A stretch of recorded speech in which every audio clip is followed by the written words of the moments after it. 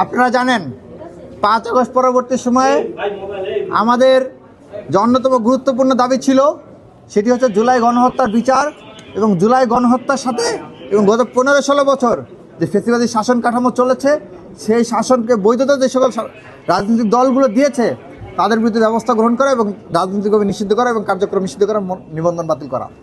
সেই দাবিতে আমরা বারবার আন্দোলন করেছি, বারবার রাজপথে দাঁড়িয়েছি। তার একই একটা পরিপ্রেক্ষিতে আমাদের আন্দোলনের পরিশেষে আওয়ামী লীগকে নিষিদ্ধ করে আওয়ামী লীগ, ছাত্রলীগ এবং সেখানে উল্লেখ করা ছিল সেই প্রজ্ঞাপনে যে আওয়ামী লীগের যত সহযোগী সংগঠন রয়েছে সকল সংগঠনের কার্যক্রম নিষিদ্ধ।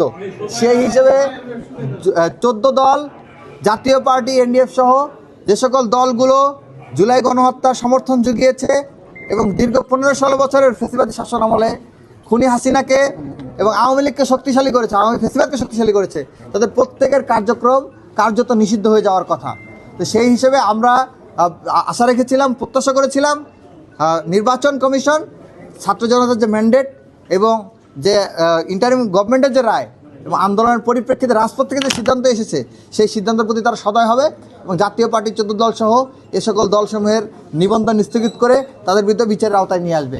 কিন্তু অত্যন্ত দুঃখজনক হলেও সত্য, আমরা দেখতে পাচ্ছি যে মনোনয়ন জমাদানের ডেট শেষ হয়ে গিয়েছে, মনোনয়ন প্রত্যাহারের সময় চলছে, কিন্তু এখন পর্যন্ত জাতীয় পার্টি, আওয়ামী লীগের স্বতন্ত্র ক্যান্ডিডেট, 14 দল সবাই অধিকাংশের মনোনয়ন বৈধ হয়েছে এবং তাদের মনোনয়ন বৈধ হিসেবে টিকে আছে। অন্যদিকে জুলাই যোদ্ধাদের মনোনয়ন বাতিল করে দেওয়া হচ্ছে।